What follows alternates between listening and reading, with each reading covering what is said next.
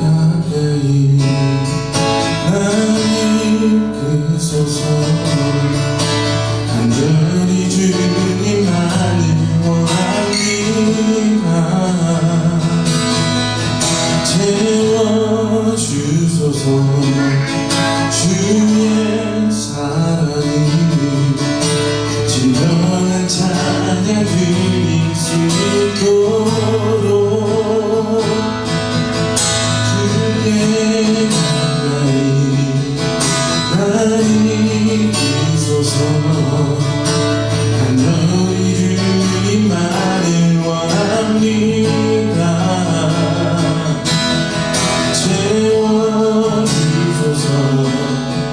주의 사랑이 나는 나의 영혼 주를 부르니 주소서. 주만을 원합니다. 더 원합니다. 나의 맘만 주소서. 주만을 원합니다. 더 원합니다. 나의 맘만 주소서. 나의 맘만 주소서.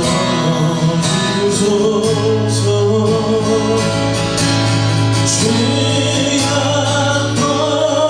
벗으리 영원히 기뻐 뛰며 주를 보겠네.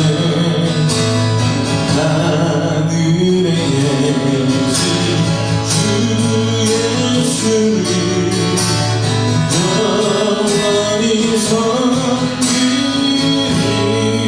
죄악 벗으리 영원히 기뻐 뛰며 주를 보겠네. 하늘의 예수 주 예수를 영원히 섬기리. 죄악 벗으리 영원히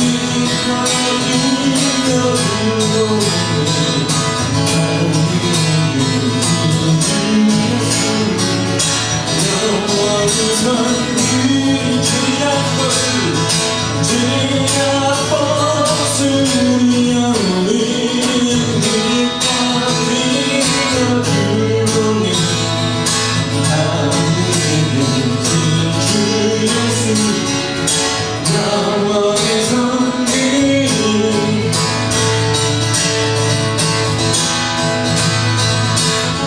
주님은 아시네. 주 사랑하는 마음보다 더 주님 알기 원하네. 내 마음 나하여 주님께 고백해. 주님만 위해 내 삶을 원해. 위대하시와 내 맘에 한 손만 언제나 주와 함께. 언제나 주와 함께. 예수 나의 영혼의 구세주. 위대하시와 내 맘에 소망 언제나 주와 함께. 언제나 주와 함께. 예수 나의 영혼의 구세주. 영원히 주님만을 난 찬양하리. 예수 나의 영혼의 구세주. 영원히 주님만을 난 찬양하리. 예수 나의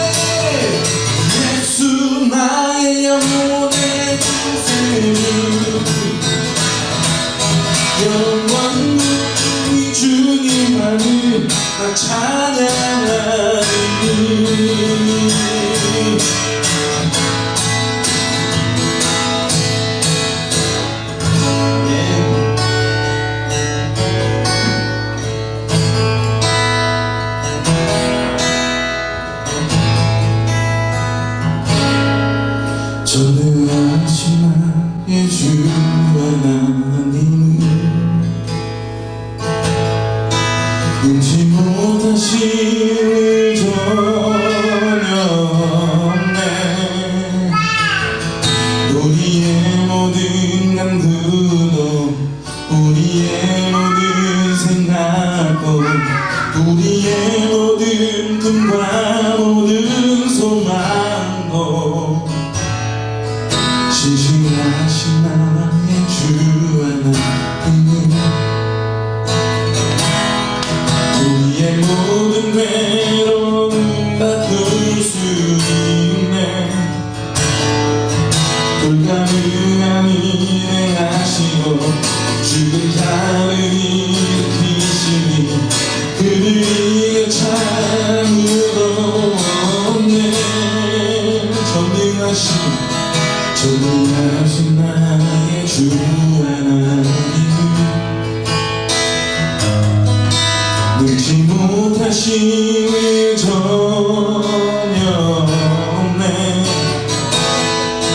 우리의 모든 일을 이루시는 것보다 그의 말씀을 위하여 믿음으로 힘을 던져 있는 자에게 능지 못함 없네.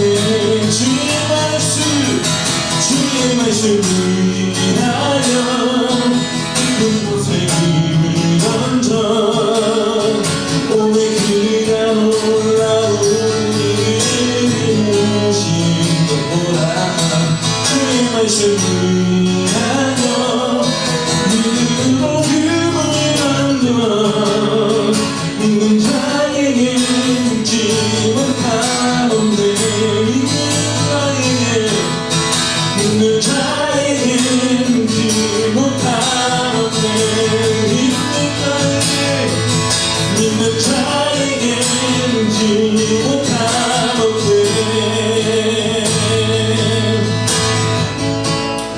시작 함께 나눌 말씀은 에베소서 6장 1절에서 4절까지의 말씀입니다.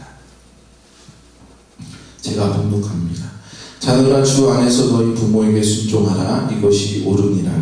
내 아버지와 어머니를 공경하라. 이것은 약속이 있는 첫 계명이니 이로써 내가 잘되고 땅에서 장수하리라. 또 아비들아 너희 자녀를 노엽게 하지 말고 오직 주의 교훈과 훈계로 양육하라. 아멘. 세상에는 많은 교육 철학들이 있고 양육 노하우를 집필한 그런 서적들, 또 놀이치료, 정서교감, 지능개발, 재능발견 뭐 이런 거에 관련한 많은 서적들, 그리고 요즘에는 영상들, 강의들이 얼마나 많은지 모릅니다. 이것들이 다 자녀들을 위한 컨텐츠 같지만 사실은 이런 것들을 자녀들이 볼 수는 없고 이것들을 자녀들에게 교육해야 할 교사들이나 아니면 부모들, 어른들이 봐야 할 어른들을 목적으로 한 그런 컨텐츠들이다라고 이야기할 수 있겠죠. 그런데 이런 것들이 다 세월이 지나고 아니면 문화적 배경이 바뀌거나 이곳에서 저곳으로 옮겨가면 그것이 다 그곳에서 타당한가? 그렇지 않고 변화되고 때로는 그것들을 적용할 수 없는 환경이 오게 된다라는 것입니다. 그러나 성경에서는 성경이 기록된 이후로부터 지금까지 동일하게 한 말씀으로 우리 부모들에게, 자녀들에게 말씀을 하고 있다라는 것입니다. 단지 자녀이기 때문에 부모님의 말씀을 순종해야 하고 부모이기 때문에 그 책임감으로 자녀들을 양육해야 하는 것이 아니라 우리가 자녀가 부모를 공경해야 되는 것, 그리고 부모가 자녀를 양육해야 되는 것은 그것이 하나님의 말씀의 한 일부분이기 때문에 라는 것입니다. 그래서 자녀들이 자녀가 부모의 상하관계이기 때문에 어쩔 수 없이 그렇게 해야 되는 것이 아니라 성경에는 다른 말씀으로 얘기하고 있어요. 본문 1절 말씀에 보면 부모에게 순종하라 이것이 옳으니라 라고 말씀하고 있는데 옳다의 기준이 무엇인가를 우리는 생각해 봐야 합니다. 성경에서 옳다라고 하는 것은 무엇을 얘기하는 거냐라는 것입니다. 옳다라는 것은 바로 이치의 옳고 그름이 아니라 하나님의 말씀에 기준하고 있다라는 것을 말씀드릴 수 있겠습니다. 이어서 2절 말씀에 보면 내 아버지와 어머니를 공경하라 이것은 약속 있는 첫 계명이다 라고 말씀하고 있는데 이 약속 있는 첫 계명이 무엇이겠습니까? 이스라엘에서 성경의 역사상 가장 귀중하고 그리고 사람과 하나님의 그 언약 공동체로서 단단히 묶여져 있는 첫 번째 말씀 바로 십계명의 첫 계명이다 라고 말씀하고 있는 것입니다. 근데 사실 십계명의 첫 계명은 이것이 아니죠. 십계명의 첫 계명은 하나님으로부터 우리가 나 외에는 다른 신을 나 외에 다른 신을 두지 말라라는 이 말씀이 첫 계명입니다. 근데 왜 오늘 말씀해 보니까 첫 계명으로 이렇게 소개하고 있는가? 십계명을 보면 첫 번째 계명서부터 네 번째 계명은 하나님과 사람의 관계를 나타내는 계명이고, 그리고 다섯 번째부터 여섯 번째 계명, 10번째까지 계명, 6개의 계명은 사람과 사람과의 관계를 나타내는 계명입니다. 그 중에 첫 번째 계명이 나 외에 다른 신을 두지 말라. 이 말씀이 첫 번째 계명이고, 사람과 사람과의 관계에 있어서의 첫 번째 계명이 바로 내 부모를 공경하라. 그리하면 내 하나님 여호와가 내게 준 땅에서 내 생명을 길리라 하신 출애굽기 20장 12절에 이 말씀이다 라는 것입니다. 실질적인 첫 번째 계명인 나 외에 다른 신을 두지 말라 라는 계명이 첫 번째 있는 이유가 뭐겠어요? 그만큼 그 계명이 중요하기 때문이지 않겠습니까? 그리스도인의 삶에서 하나님 외에 다른 것을 바라보지 않는, 우상을 섬기지 않는 것이 우리가 얼마나 중요한지 우리가 너무나 잘 알고 있습니다. 이와 동일하게 중요한 것이 무엇인가? 이와 동일하게 하나님께서 우리에게 말씀을 따르라고 말씀하시는 것이 무엇인가? 내 부모를 공경하라 라는 것입니다. 하나님께서는 부모를 공경하는 것이 하나님을 섬기는 만큼 중요하다라고 말씀하고 있다라는 것입니다. 그런데 하나님께서 이 부모를 공경해야 되는데 그 공경해야 할 대상이 어쩌해야 하는가? 그 부모들이 자녀들을 어떻게 양육해야 하는가를 말씀하고 있는데 오직 주의 교훈과 훈계로 양육하라라고 이야기하고 있다라는 것을 말씀하고 있어요. 그리고 우리가 양육할 때에 우리가 한 가지를 빼야 하는데 그 빼야 할 것이 무엇인가? 자녀들을 노엽게 하지 말라라고 오늘 본문에서 이야기하고 있는 것을 볼 수 있습니다. 저도 자녀들을 양육하는 입장에서 자녀들을 노엽게 하지 말아야 하는데 그것이 정말로 힘들다라는 것을 알고 있습니다. 자녀들을 훈계하다 보면 이성적인 설명을 넘어가고 감정의 표현이 툭 튀어나오려고 하는 그런 상황이 부지기수로 저에게 닥쳐올 때가 많이 있습니다. 특별한 것도 아닌데 별로 중요해 보이지도 않은 것 같은데 그냥 자연스럽게 넘어가도 되는 상황인 것 같은데 아이들이 자기의 주장을 강하게 어필하면서 뒤로 눕기를 할 때가 있어요. 그러면 이거를 잘 타이르고 아름답게 그 상황을 이끌어가고 하는 게 맞지만 그 상황이 저에게 모면하게 되면 저는 그 가운데서 욱하는 마음이 오토매틱으로 튀어나올 때가 많이 있다라는 것입니다. 세상에 많은 교육처럼과 양육에 관한 이론들이 있지만 성경에는 오직 주의 말씀으로 양육하라고 말씀하고 있어요. 이것이 부모에게는 정말로 큰 무게, 거룩한 부담입니다. 그러나 이것은 우리는 피해야 될 것이 아니라 그 거룩한 부담을 우리가 안고 나아가야 될 줄로 믿습니다. 나의 성정을 그들에게 내보일 것이 아니라 오직 주의 교훈과 훈계로서 그들에게 노엽게 하지 않고 나아가야 할 책임이 우리에게 있다라는 말씀입니다. 왜냐하면 주님의 말씀이 우리 자신의 삶에 제대로 들어와 있지 않다면 우리의 성경이 튀어나오고 우리의 감정적인 것이 튀어나오게 될 것입니다. 그러나 우리의 삶에 주님의 것이 제대로 녹아있다면 우리의 삶의 모습에서 오직 주의 교훈과 훈계로서 자녀들에게 우리가 나타날 수 있다라고 저는 말씀드리겠습니다. 세대의 변함에 따라서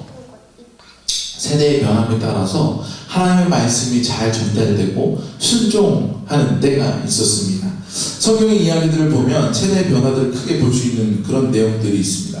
누가 누구를 낳고의 역사가 이렇게 성경에 많이 기록되어 있는데, 그러다가 큰 변화들이 한 번씩 있게 되는데 언제 있었냐 하면 노아의 홍수와 같은 일이 있습니다.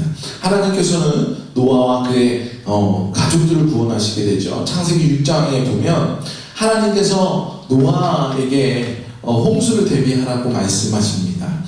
그래서 6장 22절에 보면 노아가 그와 같이 하여 하나님이 자에게 명하신 대로 다 준행하였더라 라고 말씀하고 있어요. 노아는 하나님의 말씀을 이전부터 잘 순종하고 의인이다 칭찬받는 자였고, 하나님께서 노아에게 마른 하늘이지만 곧 홍수를 줄 거야, 그러니까 대비해라고 얘기했을 때 사람들이 비웃고 손가락질하여도 그 노아의 가족들은 노아는 하나님 말씀을 잘 준행하고 있다라고 말씀하고 있습니다.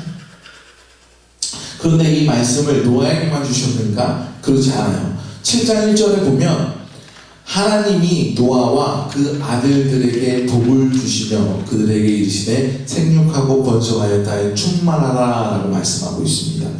노아와 그 아들들에게, 하나님은 노아에게만 말씀을 주신 것이 아니라 그 자녀들에게도 말씀을 주셨고, 그 번성어 충만하다라는 것은 한 세대에서 끝난다라는 것이 아니라 그 세대와 그 세대가 거듭하여도 그 말씀이 그 자녀들에게 전달되어야 된다라는 것을 볼 수 있습니다. 7장 8절을 또 창세기 7장 8절을 보면 하나님이 노아와 그와 함께한 아들들에게 말씀하여 이르시되 라고 이렇게 해서 계속하여서 그 자녀들에게까지 말씀을 주고 계심을 볼 수 있다는 것입니다. 또 한 번의 큰 세대 교체는 언제 일어납니까? 모세의 시대를 보면 볼 수 있습니다. 하나님께서는 모세를 통하여서 출애굽을 이끄셨죠. 그리고 광야에서 이 세대가 다 죽고 그 다음 시대가 이르렀을 때에 비로소 하나님의 약속의 땅 가나안에 들어가게 됩니다. 그때 여호수아를 새로운 수장으로 세우게 되죠. 새로운 시대를 개척하여 나가는 새로운 수장을 세우실 때에 하나님께서는 여호수아에게 주신 말씀이 이것입니다. 여호수아 1장 8절에서 9절까지의 말씀, 1장 8절에서 9절입니다. 이 율법책을 내 입에서 떠나지 말게 하며 주야로 그것을 묵상하여 그 안에 기록된 대로 다 지켜 행하라. 그리하면 내 길이 평탄하게 될 것이며 내가 형통하리라. 내가 내게 명령한 것이 아니냐. 강하고 담대하라. 두려워하지 말며 놀라지 말라. 내가 어디로 가든지 내 하나님 여호와가 너와 함께 하느니라 하시니라. 그들의 세대가 교체되었을 때 하나님께서 무엇을 붙들라고 말씀하십니까? 하나님의 말씀을 의지하라라고 말씀하고 있습니다. 여호수아가 그래서 하나님의 말씀을 의지하여서 가나안 땅으로 들어갈 때의 첫 번째 그 행보가 무엇입니까? 바로 요단강을 건너가는 것입니다. 하나님께서는 그들이 요단강을 건너갈 때 모세의 때와 동일하게 모세의 때에 홍해를 가르는 것처럼 요단강을 가르시고 그러고 그곳을 건너게 하십니다. 많은 땅을 건너게 하시죠. 그들이 반대편에 도착했을 때 여호수아는 각 지파 12지파들에게 대표를 한 사람씩 뽑게 하여서 그들에게 명령한 것이 있습니다. 무엇을 명령했습니까? 요단 가운데에 있는 그 강 가운데에 있는 돌을 하나씩 짊어지고 와서 그 돌 12개를 세우게 합니다. 그 목적이 무엇이겠습니까? 여호수아 4장 6절에서 7절 말씀, 이것이 너희 중에 표징이 되리라. 후일에 너희의 자손들이 물어 이르되 이 돌들의 뜻이 무엇이냐 하거든 그들에게 이르기를 요단물이 여호와의 언약궤 앞에서 끊어졌나니 곧 언약궤가 요단을 건너갈 때에 요단물이 끊어졌으므로 이 돌들이 이스라엘 자손에게 영원히 기념이 되리라 하라 하니라. 여러분, 강 주변에 있는 돌들, 그리고 강에서 멀어져 있는 산 아니면 평지, 그리고 강 가운데 있는 돌의 모습은 다 다릅니다. 강물에 휩싸여 있는 그 물결의 흔적들과 아니면 어디서 부딪혀서 깨졌던 그 돌들과 모습이 다 다르지 않겠습니까? 그런데 여호수아가 그 돌들을 강 가운데서 가져와서 그 강 주변에 혹은 그들의 삶의 터전 가운데 12돌을 세웠을 때에 자녀들이 보며 지나가다 볼 거예요. 왜 이 돌은 이 모습이 다른 것이지? 라고 하고 그 부모들에게 물어봤을 때에 그 부모들은 하나님께서 그들의 민족들을 이끌어내셨던 것을 그들에게 가르쳐 줄 수 있다라는 것입니다. 이것이 그 자녀들에게 가르쳐 줬을 때 그 비로소 그 자녀들이 하나님을 알게 된다라는 것이죠. 이렇게 여호수아는 하나님의 말씀을 가지고 그 세대들을 이끌었고, 그리고 그 자신의 삶도 그렇게 하나님 앞에 드림으로써 리더로서, 하나님의 리더로서 살아가는 모습을 볼 수 있다라는 것입니다. 이렇게 해서 하나님의 말씀을 의지하여서 살아가는 그 세대들은 하나님의 말씀 가운데서 승리하였고 새로운 땅을 차지하는 말씀들을 볼 수 있습니다. 그런데 그 세대를 통하여서 말씀을 순종하였을 때뿐만 아니라 성경에는 말씀을 불순종한 세대들을 볼 수 있는데, 다윗이 죽고 난 뒤에 솔로몬이 왕위를 이었죠. 하나님께 이 솔로몬은 지혜를 구했어요. 그래서 그 놀라운 지혜로 그 나라를 부강하게 했습니다. 그러다가 솔로몬이 하나님께서 주신 그 지혜로 하나님께 옳게 나가지 못하고 그냥 자신의 권위와 그 나라의 부강을 위하여서 잘못된 일을 선택하는 일들이 일어납니다. 그 일로서 이스라엘의 분열의 위기가 봉착하게 됩니다. 결국적으로 솔로몬이 죽게 된 다음 그 다음에 왕위 때에 이스라엘이 남유다와 북이스라엘로 갈라지게 됩니다. 열왕기상 11장 4절 말씀을 보면 솔로몬이 나이가 많을 때에 그 여인들이 그 마음을 돌려 다른 신들을 따르게 하였으므로, 그 여인들이 어디서 왔어요? 하나님께서 이방인들과 결혼하지 말라라고 했죠. 그런데 솔로몬은 정략적으로 나라의 부강을 위하여서 이방 민족들과 결혼을 많이 했습니다. 그들이 결혼을 할 때 무엇을 갖고 옵니까? 그 나라의 문화들, 그 나라의 우상들을 가지고 와서 후에는 어떻게 됩니까? 하나님의 성전에까지 그 우상들이 들어오게 됩니다. 그래서 말씀에 왕의 마음이 그 아버지 다윗의 마음과 같이 아니하여 그의 하나님 여호와 앞에서 온전하지 못하였습니다. 그 아버지 다윗의 신앙을 솔로몬이 받아서 처음에는 하나님께 지혜를 구하여서 그 나라를 잘 통치하였는데, 후에 그가 하나님의 말씀을 따르지 않았어요. 그것을 뭐라고 말합니까? 아버지 다윗과 같지 않아서 아버지에게 잘못 배운 것이죠. 그 신앙의 일들을 잘못 배웠어요. 다윗은 때로는 범죄하였어요. 그런데 다윗은 그 범죄했을 때 회개하고 하나님께 자복하여서 눈물로서 회개하고 다시 하나님의 말씀으로 돌아갔습니다. 그런데 솔로몬은 그러지 못하였죠. 그렇기 때문에 성경은 솔로몬이 다윗의 마음과 같지 못하였다라고 얘기하는 거예요. 그래서 하나님 앞에 온전하지 못한 상태로 그의 생이 마지막이 되어 버렸다라는 것입니다. 그래서 이후로 이스라엘의 역사가 갈라지게 되죠. 그리고 결국은 어떻게 됩니까? 남유다나 북이스라엘이나 다 멸망의 길을 접어들게 되는 역사를 성경 속에 똑똑히 볼 수 있습니다. 이렇게 두 나라가 한 이스라엘이 멸망하게 되죠. 그런데 여기서 역사가 끝나는가? 하나님께서는 이스라엘에게 회복의 역사를 시키십니다.